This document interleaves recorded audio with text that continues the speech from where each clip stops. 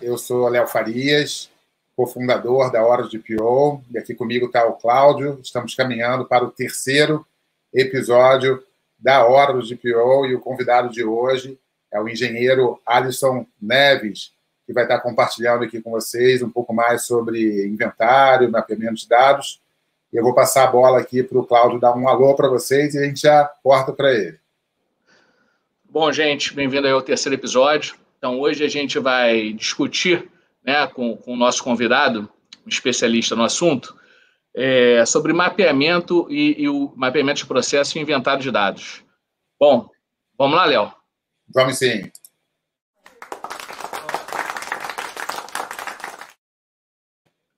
Bom, aqui conosco, então, dando as boas-vindas aí para vocês, o engenheiro Alisson Neves.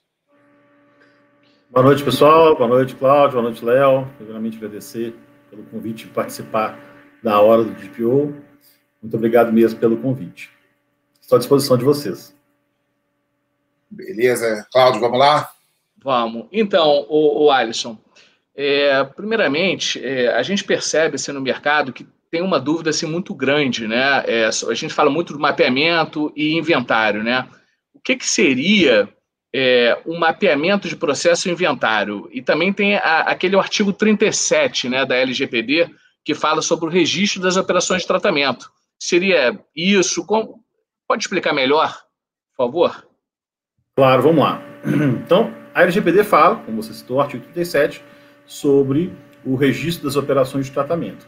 Quando eu comecei a estudar, eu achei que esse registro era um log das atividades, né? Então, erro que eu cometi na minha etapa inicial de estudos. Esse registro de tratamento nada mais é que uma documentação dos tratamentos de dados que a empresa ou o órgão público realizam. A LGPD, então, ela fala o que tem que fazer, mas não fala como. Ela não detalha, não tem informações sobre como isso deve ser feito, né? O que as boas práticas nos remetem? A gente, né, o que a GDPR fala? O que a ISO 27701 fala? A própria Secretaria de Governo Digital. Há uma confusão, então, primeiro, em relação ao termo, né? Então, mapeamento do fluxo de dados é o termo mais correto, que nada mais é que um desenho. Ele é muito mais sintético, que visa deixar claro em qual momento, né, ou em quais processos estão relacionados à troca em quais processos ocorre a troca de informação e quais informações são trocadas por esse processo. Esse é o objetivo. Tem diversas formas de se fazer isso. Você pode, por exemplo, usar um diagrama de fluxo de dados, que é um documento de TI. Só que, por outro lado, algumas empresas já têm em Visage um mapeamento de processos. O que pode ser feito? A partir desse mapeamento de processos, ou criar em Visage, por exemplo, criar uma versão simplificada, que aí você, né, simplifica, você deixa o foco muito mais no fluxo de dados, só por já ter essa documentação, né? Ou você pode fazer uma nova. Isso é o mapeamento do fluxo de dados. O outro documento é o inventário de dados. O que é o inventário de dados? Eu costumo comparar como, por exemplo, numa mercearia. Um comerciante ele precisa fazer o levantamento dos produtos que ele tem no seu estoque, para fazer novas compras, para ver, né, data de validade de produtos, descartar se for o caso. Então, a mesma coisa, o inventário é a empresa, o órgão, conhecer quais dados pessoais eles têm. Mas isso é fácil, eu sei os meus programas, mais ou menos. O conceito de Privacy by Design, ele não é novo, mas a aplicação dele, aqui no Brasil, não era tão difundida assim. Então, não é possível confiar nas documentações que se tem de legado. É preciso, sim, fazer uma análise em relação às informações que são trocadas entre esses processos. Então, esse seria o inventário, uma lista, né, de todo, igual você tem inventário de estoque, você tem uma lista dos produtos, o inventário dos dados é a lista de todos os dados que são tratados em relação aos processos, né? E aí é uma pergunta que o Cláudio já tinha me feito, mas, Alisson, é necessário fazer inventário de todos os processos? Na verdade, vamos lá, é necessário fazer de todos os processos que tenham dados pessoais, mas aí eu devolvo a pergunta. Você tem certeza que se você afirma para mim que seus processos, né, alguns não tratam dados pessoais, eu posso, então, pegar os processos A, que vão tratar dados pessoais, você me afirma que os restantes, os processos B, nesses processos não ocorre tratamento? Você me afirma com... Caso a resposta seja não, vamos verificar. É a mesma coisa que, por exemplo, fazer, né, uma outra comparação, a questão de instalação elétrica. Alguém que compra um apartamento, né, e não recebe as novas construtoras, você tem todo o detalhamento de onde que passa na parede, as tubulações de água, os conduítes com cabos de eletricidade, enfim. Se você, então, compra um apartamento e não recebe essa documentação, você corre o risco de pregar, né, um prego ou parafuso, a fixar um parafuso na parede para prender um quadro e fazer um rompimento de tão curto-circuito, pode dar até um incêndio ou um vazamento de água, porque você não tem essa informação. É a mesma coisa. Então, você vai chegar na empresa, né? Então, se você precisa levantar essas informações. Em relação aos fios, hoje tem tecnologia, você passa tipo um scannerzinho, você consegue ver, né, parte da engenharia elétrica, você consegue perceber por sinais lá, de distância, impedância que seja, opa, possivelmente tem alguma coisa aqui, né? Não é um raio-x igual ao cinema que você passa e vê o carro, mas você tem alguns instrumentos que conseguem perceber. Seria a mesma coisa em relação tanto ao mapeamento do fluxo quanto ao inventário. É conhecer esses processos, conhecer quais são os dados. Aí, de posse deles, você vai ter 100% de certeza para falar, esse aqui não tem dados pessoais. Mas você precisou de fazer esse diagnóstico, né? É como se fosse o que eu sempre falo em relação à medicina. Existe medicina diagnóstica e a medicina, né, de procedimento. Por exemplo, você vai, então, primeiro fazer o raio-x para ver onde foi a fratura, para depois, dependendo, fazer a cirurgia. O médico não vai fazer a cirurgia sem o raio-x, sem o diagnóstico. Então, o inventário, ele tem essa pegada muito de diagnóstico, de entender o que está acontecendo na empresa, até para ter certeza de falar, né? Igual, tirei um raio-x de um braço, agora tenho certeza que não está quebrado.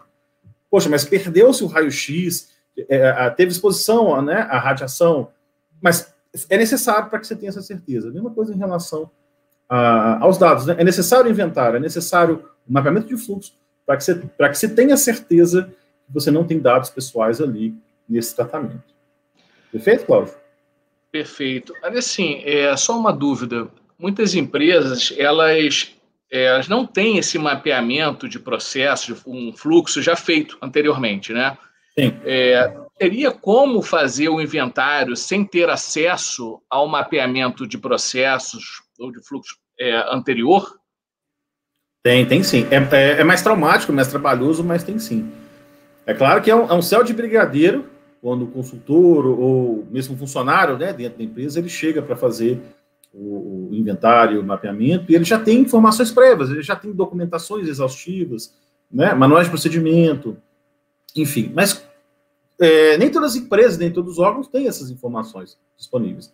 O que se fazer nesse momento? De melhores práticas, né, ou mais comumente usado, é a aplicação de formulários ou entrevistas. Então, é uma coisa que até nesse cenário de pandemia fica um pouco dificultado. Nem tanto o questionário, mas a entrevista. O questionário, você apresenta, a pessoa pode responder longe da sua presença e depois te entregar.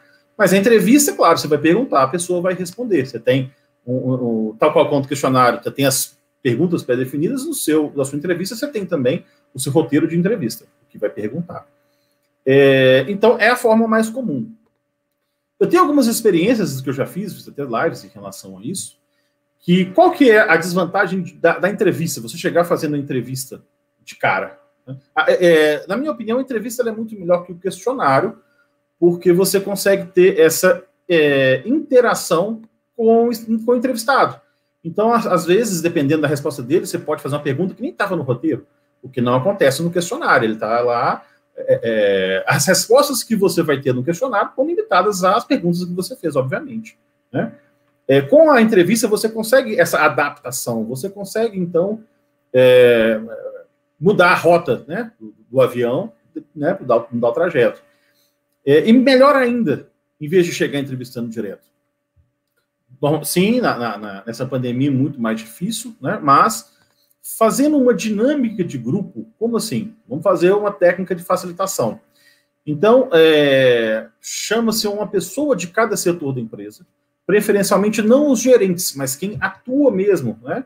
Quem está no dia a dia, lá no operacional de cada área. RH, finanças, engenharia, enfim. Traz essas pessoas para uma sessão, né?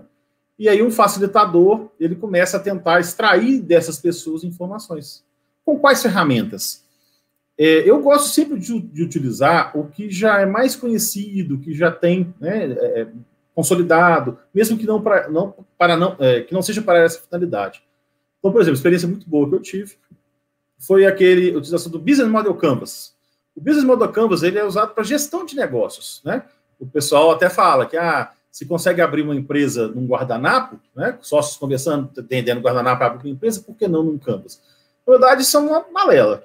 O Business Model Canvas não é para abrir empresa, ele é, na verdade, para poder, de uma forma mais organizada, registrar as ideias sobre essa empresa, ou mesmo de uma empresa já existente, já aberta, você conseguir entender como funciona, ou mesmo a sua área.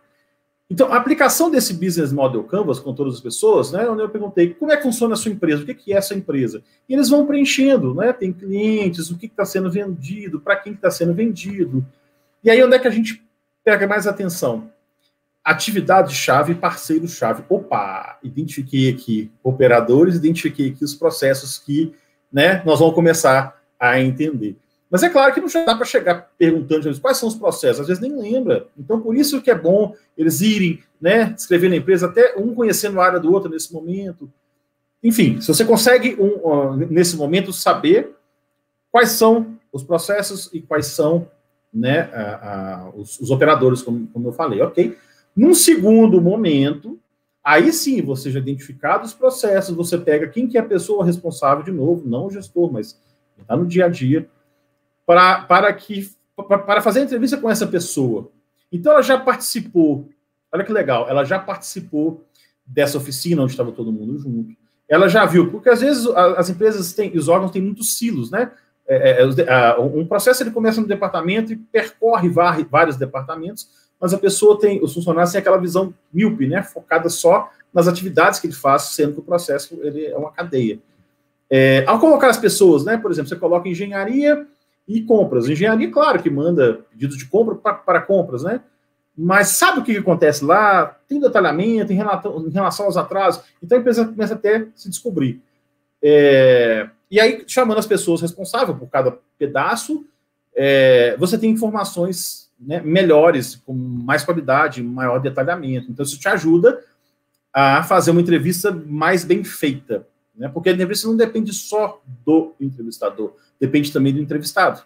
Pode ter o melhor entrevistador do mundo, com a melhor técnica. Se tiver um entrevistado que não tem informações, ele não vai te dar. Então, isso ajuda a ter essa visão diferenciada, né? E a integração também entre as pessoas. Mas, enfim, aí com o processo de entrevista, você vai tentar entender como que funciona a empresa, porque já entra o problema dos ruídos de comunicação também. Não necessariamente a forma como esse funcionário te descreveu, é a forma como o processo ocorre. Ele te descreveu o entendimento dele em relação ao processo.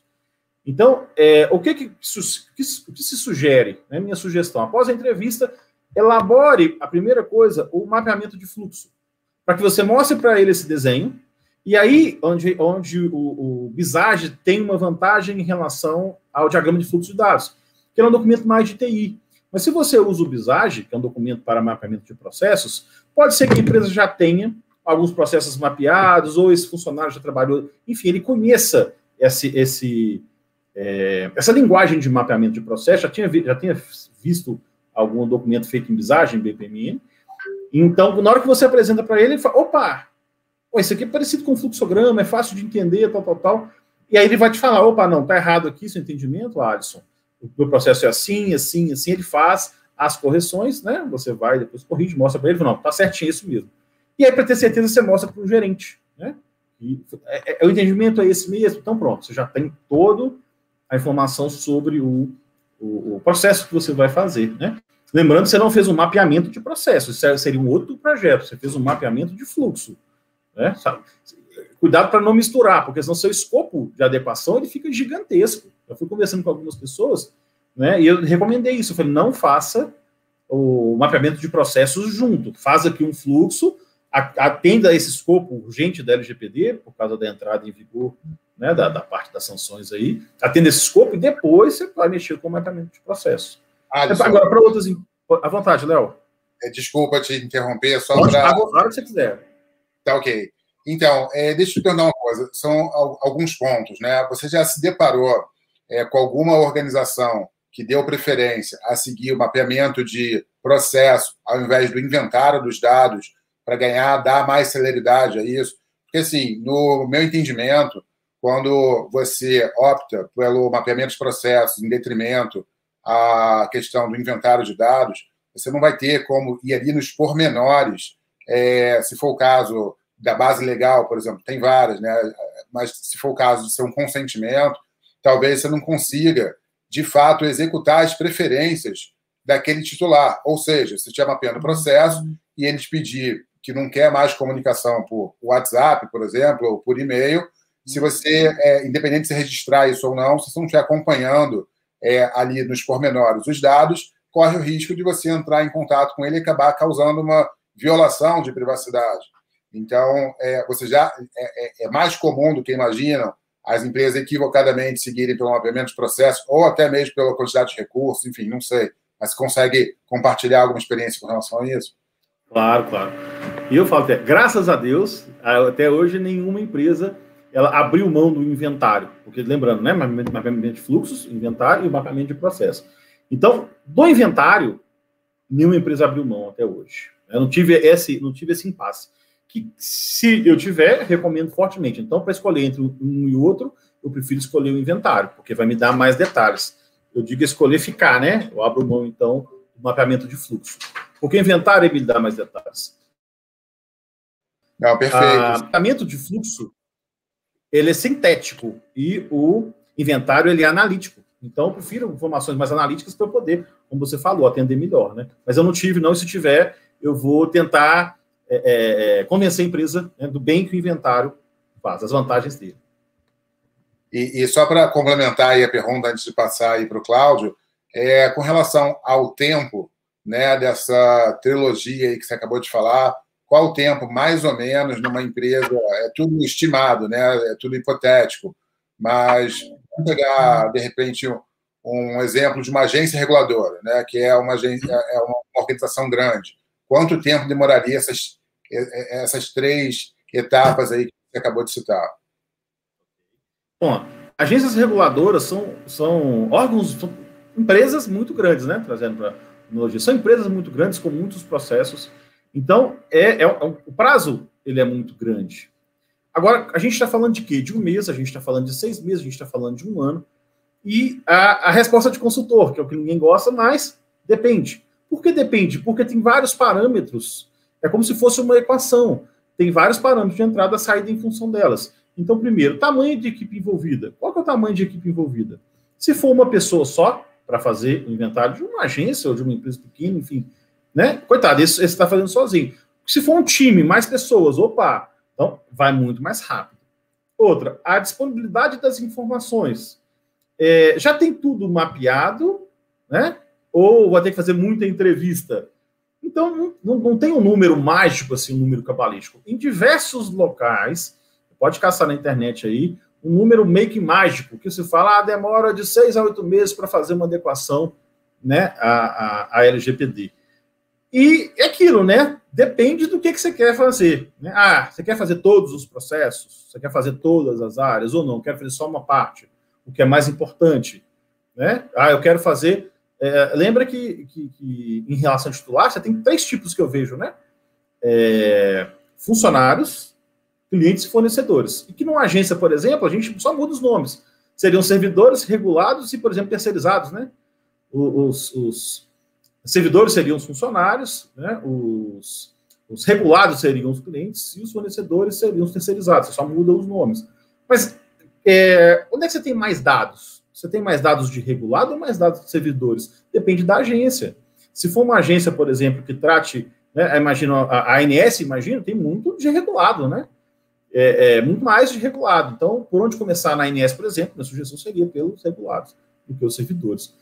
Mas não sei, por exemplo, né, chutando aqui, da parte, não conheço a fundo, mas da parte do Cláudio aqui, da ANP, acredito que a ANP não tenha tanto regulado assim quanto o servidor, ou talvez ela tenha muito mais fornecedores, então, né, depende. E aí como é que está essas informações, tem que conversar, então não tem, infelizmente, Léo, não tem, não dá para poder ter um número mágico, ter alguma coisa assim, cabalística, que você coloca lá e resolve, né, para te dar um valor, assim, estimativa.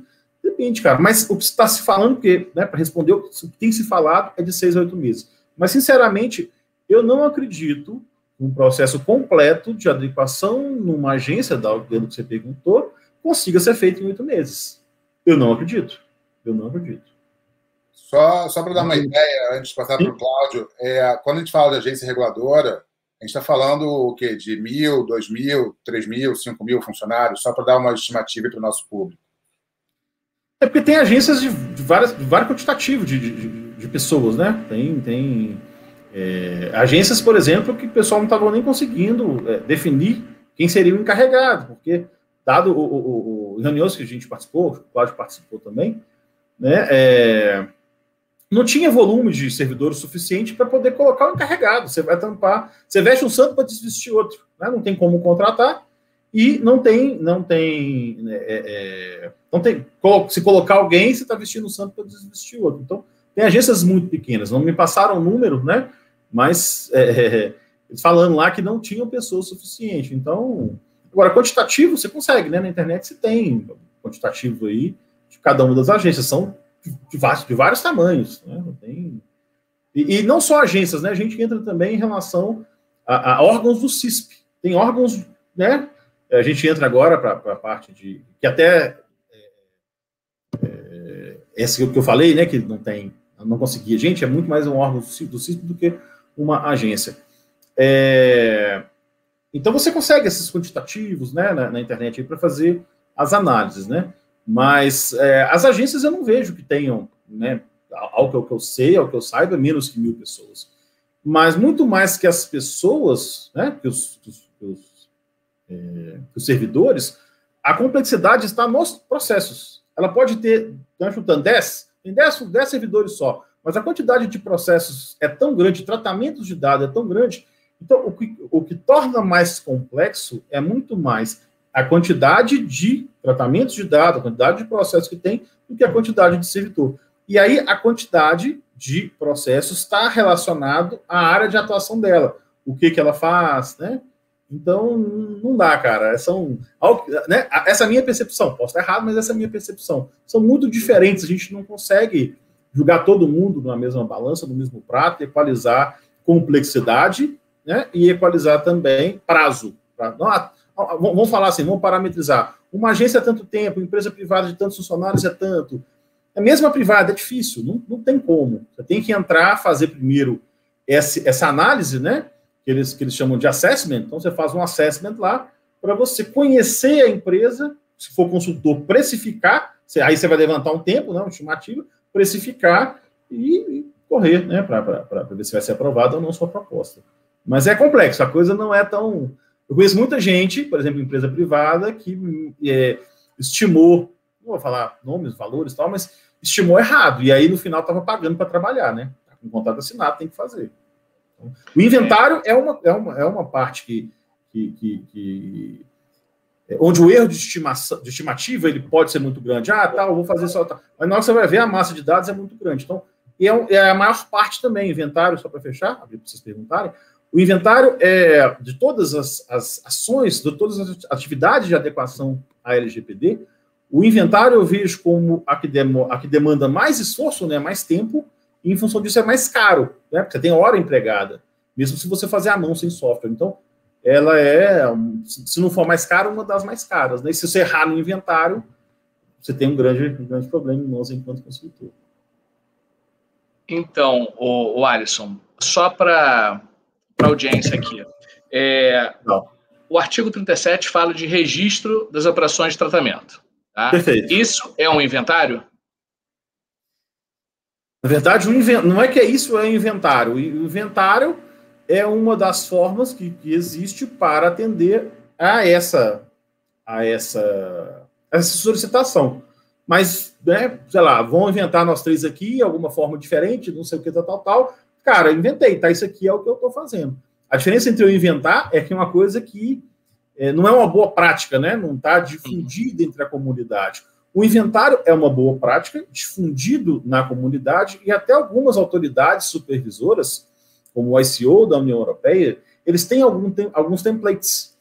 É claro que não dá para a gente pegar template e usar, né, as is, vou usar como mutagem, tem sempre que adaptar. Mas só para responder o que você me perguntou, então é uma das formas de você mostrar essa evidência ao que foi pedido. Se não me engano, a GDPR tem até artigo 30, se não me engano, ele até detalha o que você tem que ter, né? Uma coisa mais bem definida, que você detalha o que tem que ter nesse inventário. No nosso caso, na LGPD, ela foi mais simplista na definição, então você não consegue.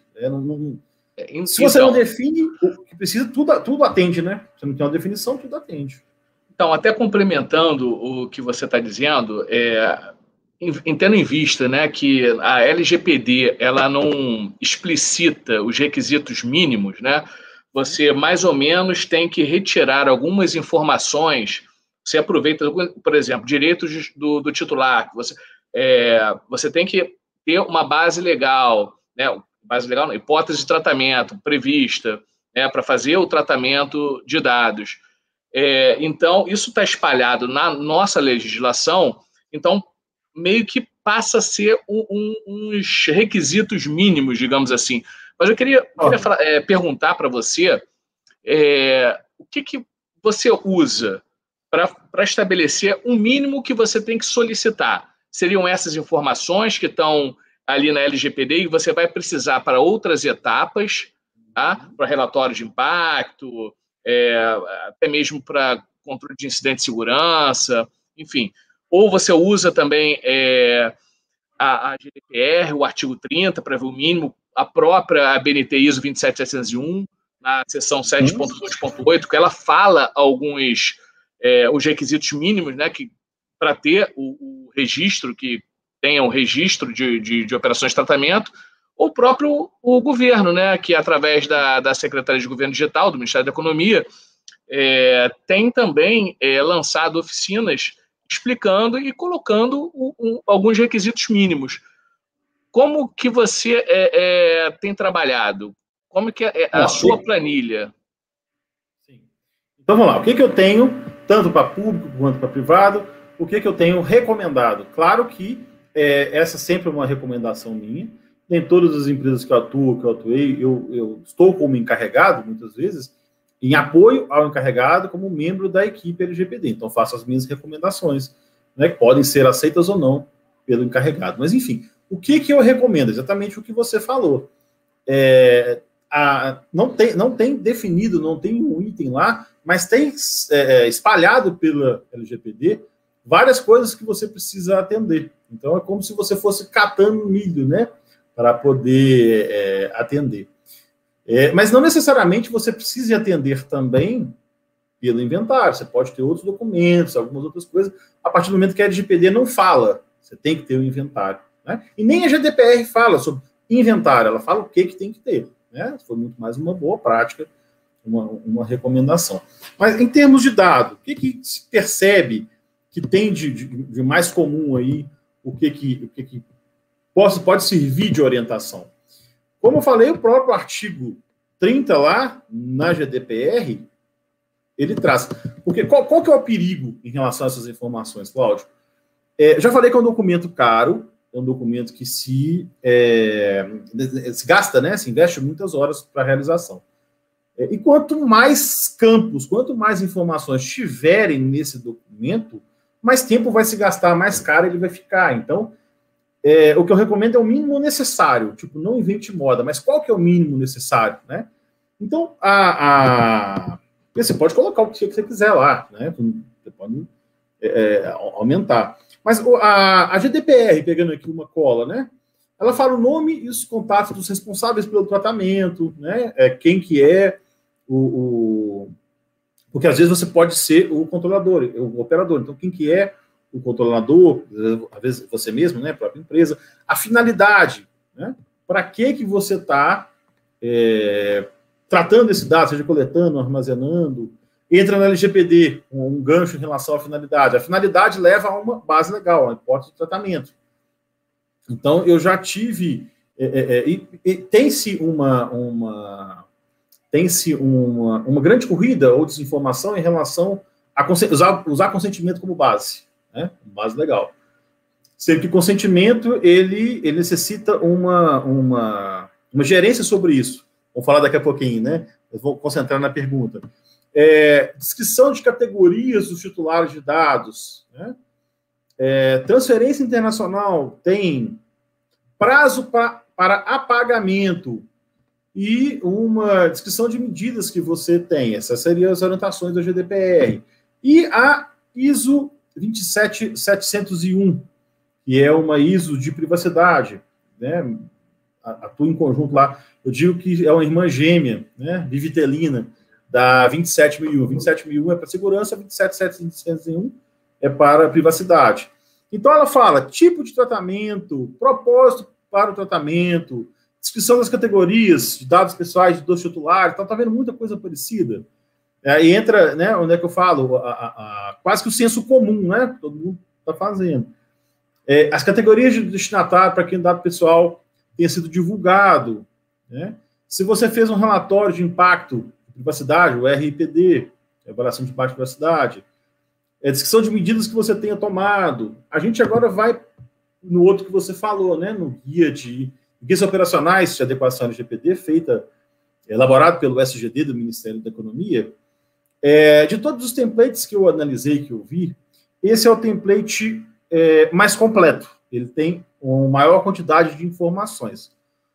Por outro lado, tem aquilo que eu falei, né? Quanto mais informações, mais tempo que você vai demandar para fazer o inventário. Então, eu estou falando que isso é um defeito dele? Não, de forma alguma. De forma alguma.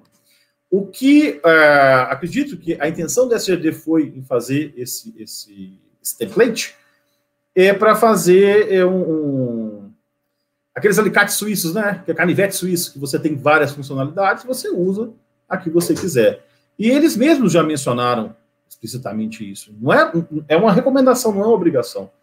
Então, eles tentaram, ao meu ver, colocar tudo que fosse possível, que alguém pudesse pensar, então colocaram. Então, ficou um documento muito grande. Você acaba fazendo na planilha do Excel. Eles utilizaram também planilha do Excel, como os outros, eu falei desse SEO, mas para cada tratamento você tem uma aba. Então, para você fazer uma consulta rápida, ele tem essa desvantagem, né? Você tem que analisar aba por aba. O da SEO, por exemplo, que você faz por linhas, né, na planilha do Excel, então, você tem uma consulta mais rápida, você consegue aplicar filtros, enfim, sem contar ferramentas, né? Mas aí o custo é maior ainda em fazer a aquisição de ferramentas. Às vezes, só o próprio quantitativo de horas já às vezes incomoda, né? Pelo preço. Imagina, então, a ferramenta. Mas tendo recursos para a ferramenta, ela consegue otimizar. Então, enfim isso, Cláudio. Né? O que eu tento aplicar, o que eu tento sugerir, é uma convergência dessas melhores práticas. Inclusive, na literatura, a gente tem vários autores aqui no Brasil que fizeram excelentes obras, que até essa catança que a gente falou, né, na LGPD, tem que pegar isso aqui, então já pode colocar no inventário. Em obras de autores brasileiros, eles fazem isso, eles sugerem, em função desse ponto do LGPD, coloca isso aqui, para atender esse ponto, coloca isso aqui. Eles fazem uma sugestão muito completa que eu até utilizei também em alguns trabalhos. Então, não tem uma coisa assim, um padrão único, né, mas, por outro lado, a gente percebe uma convergência. Base legal. Cara, não tem como fazer inventário sem ter uma base legal para o tratamento. Né? Tem alguns que são assim, imprescindíveis. Né? A finalidade, que você já chega. Pode ser que algumas pessoas não coloquem a finalidade, mas está, de certa forma, implícita, né, ao colocar a base legal. Mas, então, tem algumas informações que são imprescindíveis, não tem como ficar sem, mas por outro lado também não tem aquele modelo engessado. Nem os templates você tem que adaptar à sua realidade. Perfeito?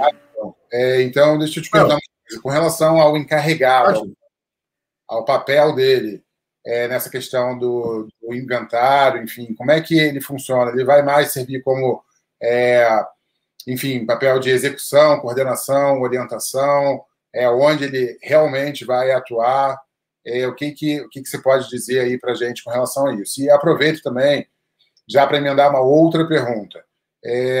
O software, algum software, seja ele com IA ou não, enfim, evidentemente deve ajudar significativamente até para otimizar o tempo que se leva, né, com relação a esse tipo de ação que é necessário.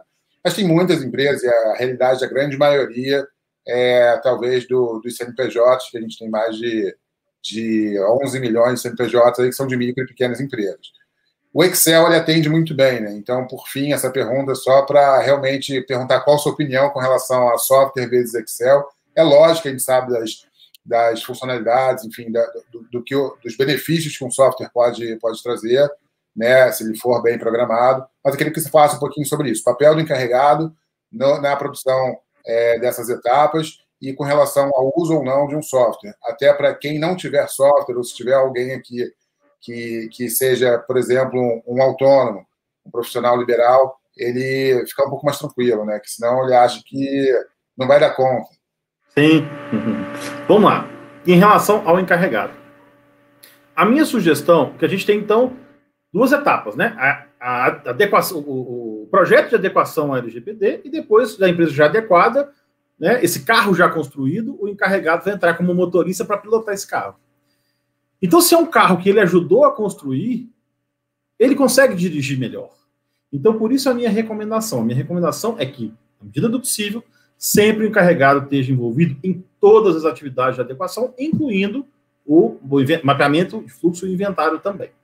Só que a gente sabe, tanto empresa pública quanto empresa privada, que quando o encarregado, né, quando o TPO é da própria empresa, na maioria das vezes ele está acumulando função, ele já é uma outra coisa e também é encarregado. Então ele não tem tempo, acaba não tendo tempo e fica com uma equipe de LGPD para ajudá-lo, tanto na adequação quanto no atendimento a demandas, por exemplo, né, solicitações dos titulares.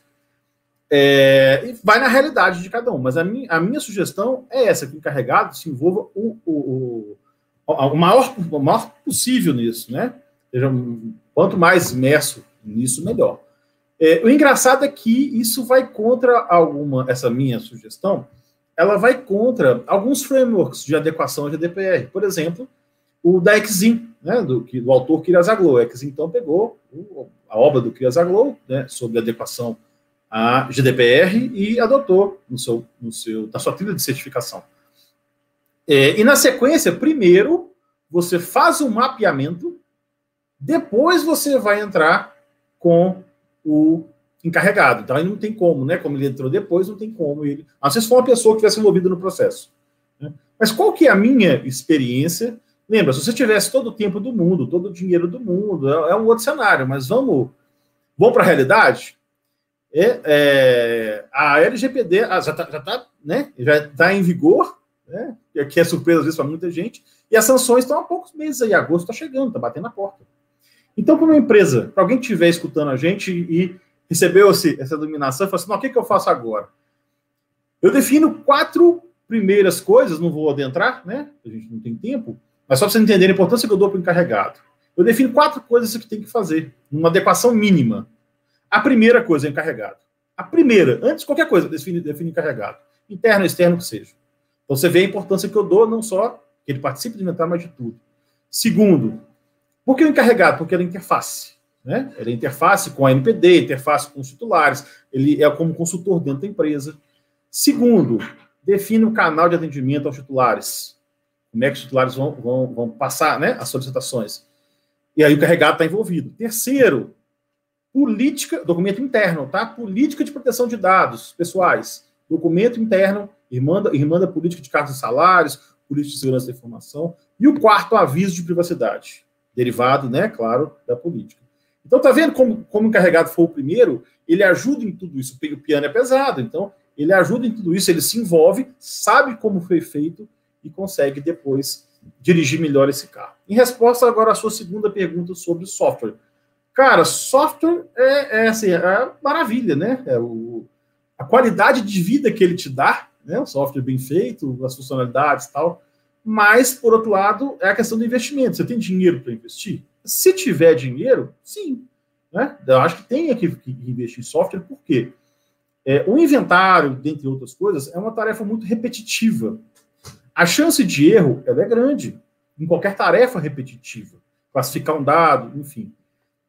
Ao usar uma ferramenta, tem ferramentas de data discovery, que eles descobrem o dado e, já, a partir do momento que descobre o dado, consegue também levantar a estrutura, né? Então, essas ferramentas, elas ajudam e tem um trabalho com um nível de precisão. O pessoal até confunde muito precisão com exatidão, né? Precisão é repetibilidade. Então, 1000 vezes que ele fizer o trabalho de forma automatizada, 1000 vezes vai dar o mesmo resultado. Se for uma pessoa, 1000 vezes que ele fizer, vai ser 1001 de resultados diferentes, né? Então, ele tem essa vantagem da precisão, né? Que você vai ter lá as coisas, né, repetitivas. Você não tem cansaço, pode rodar, não tem hora extra, pode rodar, por aí vai. Então, o software, ele tem essa vantagem. Então, podendo comprar software, sim, recomendo. Mas o detalhe, Léo, é que as pessoas não têm essa verba, então tem que ir pela realidade. O que a gente faz, então? Sem software, então estou de mãos atadas, eu não consigo fazer adequação de GPD? Claro que não. Né? Um Excel, na mão de quem sabe, né, faz miséria. Você pega um Fusquinha aí na mão de quem sabe dirigir, o cara faz miséria com o Fusquinha. Então, sim, dá para fazer adequação de GPD, e dependendo, claro, da pessoa e do software, faz até melhor que o software, né? Faz algumas programações dentro, algumas macros e tal, que não tem como caçar com gato. Em resumo, é isso. Mas não tem como falar, software é software. Antes até de passar para o Cláudio, né? Porque é verdade, não é porque é um software que ele vai ser um software perfeito, né? E também, evidentemente, precisa ter uma análise crítica para saber se aquele software de fato atende, porque é vendido aí para todo o mercado inúmeras soluções, umas mirabolantes e que não funcionam e outras mais simples que realmente funcionam. Mas era isso, era só para complementar esse finalzinho. Cláudio, está contigo. Então, Alisson, com relação aí, pelo que você tem visto no mercado, com relação a mapeamento, inventário, adequação em si, é mais vantajoso, né, para a organização ela contratar um DPO as a service ou mesmo uma consultoria para fazer basicamente o inventário ou outra etapa da adequação que seja, ou você acha que é mais fácil a organização ela treinar as pessoas para fazer futuramente isso? O que na sua visão, na sua experiência, o que dá mais certo? A organização capacitar seus funcionários ou a organização contratar uma consultoria que já está capacitada, né, obviamente, para fazer a adequação e ajudar, se for o caso, ao encarregado interno, né? Entendi. É aquilo, né? Você me perguntou, escolha entre A ou B, né? Só que hashtag trago verdades. Não dá para a gente escolher entre A ou B. Tem alguns parâmetros que têm que ser analisados em relação a essa escolha. Então, vamos lá. Primeiro, tempo. A empresa tem tempo de treinar o funcionário? Não. Então, por exemplo, nesse caso, tem que pegar externo, não tem como. Por outro lado, a empresa tem dinheiro para contratar externo? Não. Então, tem que treinar o interno. Então, tem recurso, tempo. Outra coisa, a operação da empresa é muito complexa? Então, você colocar um DPO as a service, aí, ao contrário, não vai dar tempo do DPO as a service entender as operações da empresa. Então, é melhor você pegar algum funcionário.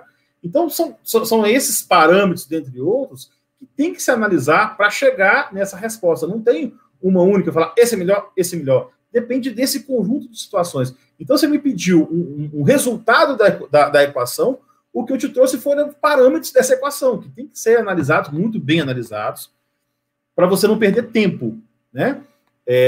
Vamos imaginar, né? Escolheu por A, escolheu por B. E aí passou 3 meses, passou 6 meses, viu que não está dando certo. Cara, foram 6 meses de tempo perdido em adequação. O risco é muito grande em relação, mesmo igual o Léo falou, a NPD não vai chegar com o pé na porta multando, perfeito, mas aí você tem outras, né? Muitas empresas aí já foram, né? Já tem aqui no Brasil sanções em relação sanções não, processos, né? Judicializações que levaram, tendo como pano de fundo a LGPD. Então, mesmo a NPD não tendo ainda essa atuação coercitiva, a empresa está em risco ainda. Então, a escolha do encarregado, Cláudio, ela é muito importante. Eu diria imprescindível, e até por isso eu coloquei como primeiro no que eu sugiro para as empresas. E nisso que eu sugiro também, outros autores aí, né, até escritores, doutrinadores mesmo, que sugerem coisa semelhante em fazer esse plano emergencial. Não é que esses 4 que eu falei, só isso para fazer a adequação de GPD, não. Mas é aquela primeira arrancada, sabe? Você precisa de dar arrancada, sai daí nessa. Então, esses 4 você sai daí nessa. Então, importantíssimo essa adequação. Então, a empresa tem que analisar bem para saber, de acordo com o seu contexto, qual que é melhor, um ou outro. Então, eu já vi, né, entre amigos, entre experiências, empresas, eu já vi das 2 formas, né, tanto que a empresa se deu bem, quanto se deu mal na escolha, né, arrependeu, começou com alguém com alguém interno, e aí depois viu que não dá, vamos colocar o externo. Ou ao contrário, começou com o externo, não é bem assim, vamos chamar o interno. Outra questão também é a passagem de conhecimento. O externo, o que a empresa tem que tomar muito cuidado é em relação a o encarregado garantir essa passagem de conhecimento, né? O encarregado externo garantir a passagem de conhecimento, essas lições aprendidas e tal. Porque, vamos imaginar, sei lá, daqui, contrato de 1 ano de POs a CEFs, venceu 1 ano, o que você vai fazer? Uma nova licitação? Ainda mais órgão público, uma nova licitação? Então, beleza, outra empresa vai ganhar. E aí, outra pessoa assumindo como encarregado. E aí, toda essa experiência de 1 ano, cadê? Se não foi documentada. Você tem esse risco, que pode ser mitigado com acompanhamento, ou no próprio contrato, exigindo, né, relatórios, algumas coisas assim, essa passagem de conhecimento. Por outro lado, esse risco já não existe, ou ele é menor, se for da própria empresa. Porque mesmo pessoas da própria empresa, pública ou privada, podem sair. Então, o cara pode pedir demissão e ir para outra empresa, né, um servidor, ele pode aposentar, pode sair, né, encerrar o seu ciclo, ele pode ser transferido, e a gente não gosta de pensar, mas é fato, ele pode morrer, né, então ninguém é imortal. Então tem esse risco também, mesmo a empresa é menor, mas mesmo a empresa que pega um DPO interno, ela tem esse risco, né, da passagem de conhecimento. Então é isso, não sei se agradou a resposta, que queria A ou B, mas não dá para falar, cara. Tipo, me dá um contexto A, me dá um contexto B, aí eu consigo responder. Mas de uma forma ampla, não tem não tem essa bala de prata, né? Essa remédio para curar todos os males, não tem uma receita única, né? Alisson, obrigado pela resposta. Ô, Léo, eu que agradeço. Eu vou aqui para a minha última pergunta, né? Assim, à vontade. Às vezes acaba, depois a bola vai para o Cláudio, mas todo mundo acaba escutando falar ou fala, mas não tem muita certeza do que é. Você poderia falar um pouquinho mais sobre o Record of Processing Activities, isto é, o famoso ROPA, que o pessoal tanto fala aí, justamente uma coisa que às vezes quem está tendo contato com a LGPD agora não teria muita condição de explicar. Né? Sim, vamos lá. Posso estar enganado em relação a esse conceito, né? Mas o que eu vejo que esse ROPA, Record of Processing Activities, que é o registro das operações de tratamento, é exatamente o que está solicitado lá no artigo 37, né? Que é o registro, em português, registro das operações de tratamento. Onde não tem o nome é muito bonito, mas o que você faz para atender é exatamente isso. O inventário, ou o mapeamento de fluxo, você pensa, né? Mapeamento de fluxo ou o inventário. Ele, então, atende. Né? Eu tinha, como eu falei, lá no começo, quando eu comecei a estudar, porque a gente tem que estudar sempre, né? Ninguém sabe tudo, a gente não sabe tudo. Eu tinha achado que o registro eram logs. Era log, registro das atividades. Então, vou registrar cada atividade feita. Né? Mindset muito de TI, mas não é isso. Ele quer, na verdade, é que você tenha uma documentação, aí o ROPA, né? Uma documentação das suas atividades de tratamento. E você descreva o que está acontecendo, que você tenha informações sobre ela. Até porque se você não conhece as suas atividades de tratamento, como é que você pode levantar risco, mitigar risco? Enfim, é o mínimo que se espera. Então, mas você falou que primeiro é o encarregado, aí depois o canal de atendimento, e depois a política, e depois tal. E o inventário? Você tem que fazer depois de tudo isso? É complicado, porque você não tem tempo. Então, se depois que você definiu o encarregado, Dependendo, você já pode fazer no outro dia. Ah, mas você está definindo ainda. É aquilo que eu falei, gente, a gente está em emergência. A situação é uma situação de emergência. A LGPD já entrou em vigor. Então, você não tem todo o tempo do mundo para fazer as coisas da melhor forma possível. Então, e também, mas por outro lado, não pode fazer gambiarra. Então, fazer, como é que eu falo? Dessa forma, né? Tentando com um outro bloco, de uma forma diferente. Você não tem a tranquilidade que você teria se tivesse tempo. Então, no meu entendimento, posso estar errado, mas no meu entendimento, é o que eu vi, é o que eu estudei, o roupa é exatamente atendido por isso, pelo mapeamento de fluxo e pelo inventário. Não tem um documento, esse é o roupa, vem cá, o roupa está aqui, tal. Mas é isso, é muito mais a necessidade de se documentar isso. Então, né, fala o que tem que fazer, não fala o como. Perfeito, Alisson. A gente está chegando aqui no final. Uma pena. Só a última perguntinha, mas essa tem que ser rapidíssima. Então, a gente falou do roupa, do registro lá do artigo 37, né? Quando você faz o registro, ele é a parte, ao meu ver, é uma parte crucial, é uma etapa crucial da adequação, porque creio eu que o registro ele pode fornecer inúmeros subsídios para outras etapas, tipo um relatório de impacto de proteção, política, o próprio aviso de privacidade. Assim, como você vê a importância desse inventário? Você também vê como crucial, como principal ali, fazer um inventário bem feito? Sim.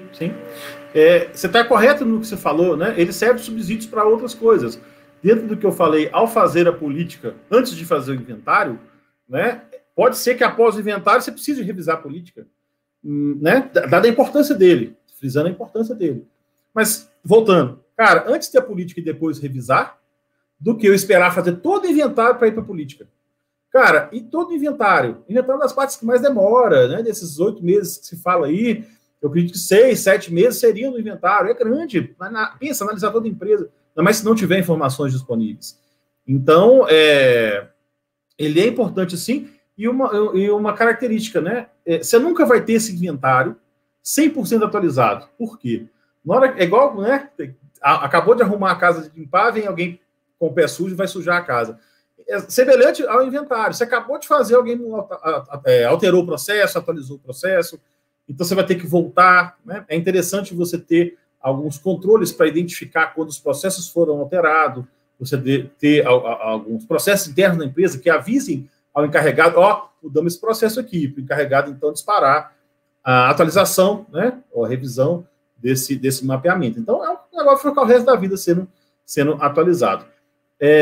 Então, sim, ele é importante, né, ele é imprescindível, igual o que você falou, só que ele tem essa característica, né, de ser ingrato por isso, que você nunca vai acabar, nunca vai ter ele 100%. E é um documento, para a gente fechar, que ele tem muito valor agregado, mas muito valor agregado. Ele serve como subsídio para a RIPD, ele serve como subsídio para uma análise de riscos, né? Não necessariamente a análise de risco da RIPD que tem, mas uma análise interna, para alguém te perguntar alguma coisa, você responder. Então, é um documento muito importante, só que o valor percebido pelo cliente é baixo. A gente cansa de ver. Eu contratei uma consultoria LGPD, e aí? Eu só recebi uma pilha de papel, e o cara começa a chorar no banco de praça, né? O mesmo tipo.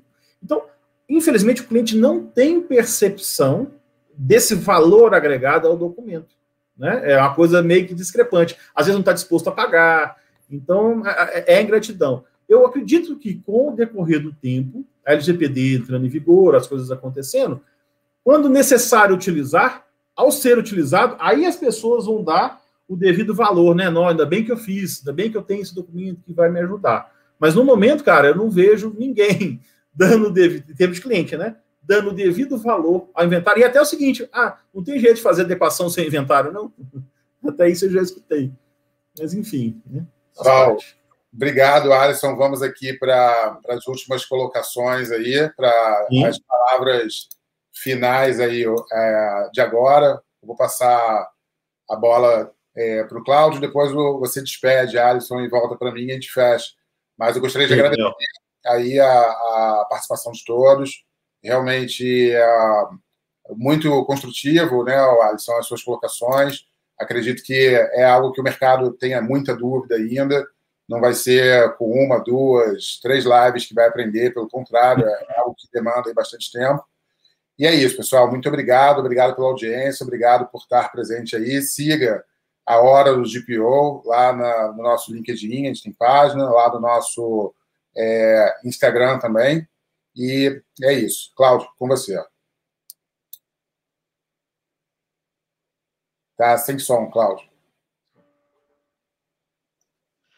Então, queria agradecer a todos, queria agradecer ao Alisson, principalmente, aí, por ter aceito o nosso convite. Muito bacana esse tema, a gente que vive desse tema, completamente apaixonado. Alisson, quando você for falar também, eu acho que você dá aulas, né? Onde te encontrar, então você fala para o pessoal que está escutando a gente, onde pode ter aulas com você sobre esse assunto. E é isso que o Léo falou. Siga a gente, inscreva-se no nosso canal, que semana que vem, não sei se... Semana que vem acho que tem mais, né, Léo? Apesar de ser feriado, né? Mas a gente vai ver. Bom, enfim. Alisson, contigo aí. Então, mais uma vez, Cláudio, Léo, obrigado pelo convite. Já tinha feito outras lives sobre esse assunto, mas é engraçado que, mesmo assuntos que a gente já tem conversado, tem ramificações diferentes. Então, muitas coisas que eu falei aqui, eu não falei em outras lives, né? Então, não foi mais do mesmo. A gente tratou de coisas diferentes. E que até em outras lives também sobre mapeamento inventário eu não tinha visto. Então, parabenizo a vocês dois aí por essa brilhante condução.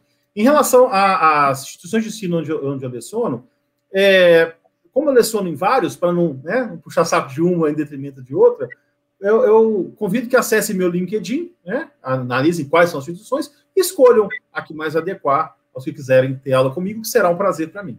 Como é que está o seu LinkedIn, Alisson? Alisson.r.n.